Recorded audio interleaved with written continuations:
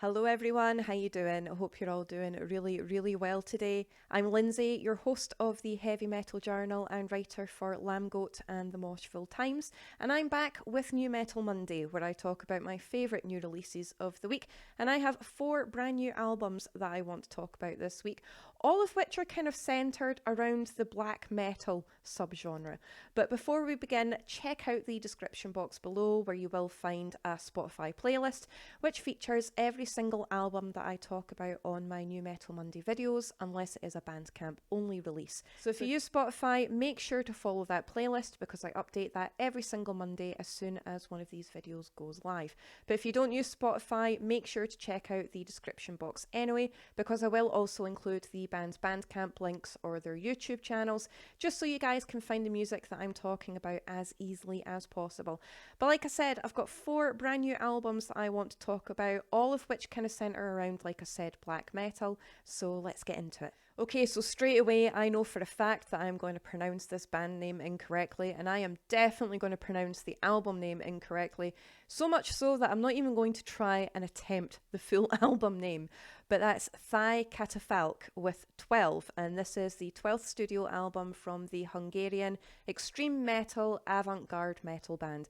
Now, this is a really cool album. It is really different to most things that I listen to because it incorporates absolutely everything that you can think of. And for this particular album, they've brought in over 20 different guest musicians and vocalists. So every track has something different. And within each track, each layer is completely different as well. So you have no idea what way you're going to go, but it works. So you have all of that really cool guitar tones, you've got these flying solos, really cool riffs and melodies, you've got the blast beats, the rhythmical drumming, the cool bass lines, but they also incorporate a lot of classical elements throughout this as well. So you've got various different kind of instruments underneath all of that metal stuff. So you've got the saxophone, you've got trombone, you've got some Middle Eastern traditional elements, you've got some Greek elements, you've got cello, you've got all of this mad orchestration, really cool synths and keyboards as well. And because they have so many different artists that are featured on each of the tracks, the different vocal styles really keep things interesting as well. So you've got soaring male clean vocals that are very powerful. You've also got the guttural screams and growls in this as well. You've also got female vocals and a lot of really cool progressive and folk elements, as well as black metal and death metal, all rolled into one. Now, it sounds absolutely insane, but it is ridiculously catchy. So with all of that in mind, you would think it would be absolute chaos, but it flows so well. It is majestic, it is powerful, atmospheric, and highly addictive. I'm not even going to attempt to say if you're a fan of X, Y, and Z, you're going to like this, because it's something completely different that I think everybody should be given a go.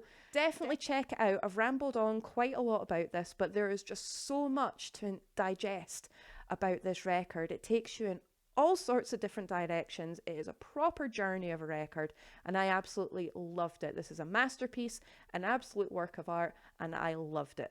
Definitely check it out. Okay, so next up I have Burial Oath with Cycles of Suffering, and this is the 3rd studio album from the US-based black metal band. Now this is really raw, extreme, brutal black metal, but there's also an undertone of groove in there as well, with subtle hints of synths and keyboards throughout, but it's not overbearing, and it really is a very guitar-centered black metal record. But it goes ridiculously hard, straight for the jugular. The riffs in this are insane, as are the blast beats, and the vocal style is very guttural and very powerful.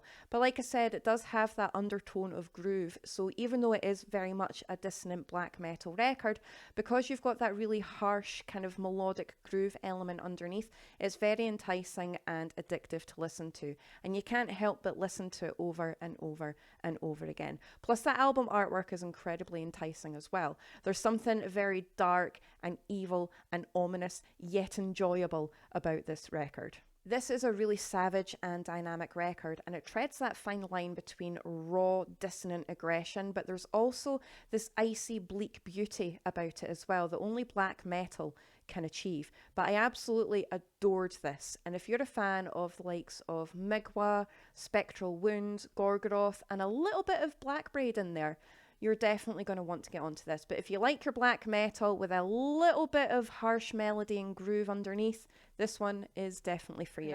I have another black metal record for you that I am probably going to completely butcher, and that's Jevel with Nat Til End, and this is the 9th studio album from the Norwegian black metal band. Apologies if I pronounced that completely incorrectly, which I probably have. But we move on from it. It's going to be here somewhere, okay? Norwegian black metal at its absolute finest. And the cool thing about this record is the last part of a trilogy which is all about the night. And there's something very bleak about this record. It's very ominous and evil. It sounds ridiculously evil, but there's a lot of anguish and pain behind this as well. It gives you kind of like an unnerving feeling when you're listening to it, but you're compelled to listen to it more because it is absolutely stunning. It's raw, it's powerful, dissonant, straight up, in your face Norwegian black metal with absolutely no nonsense whatsoever, but there is kind of like this harsh melodic element to it as well.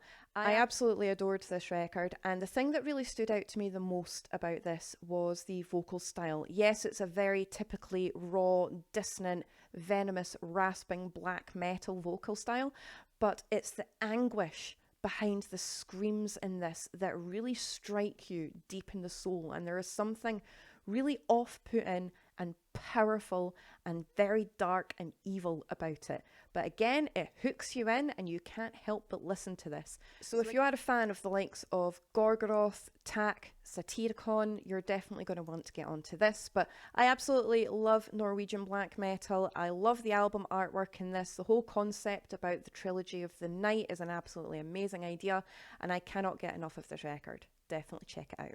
Okay, so last up on my list, but certainly by no means least, I have Opus Ei with Into the Endless Night, and this is the debut album from the melodic symphonic black metal band from Germany. This record is magnificent. It is so ridiculously heavy. It's going to completely annihilate you when you listen to this.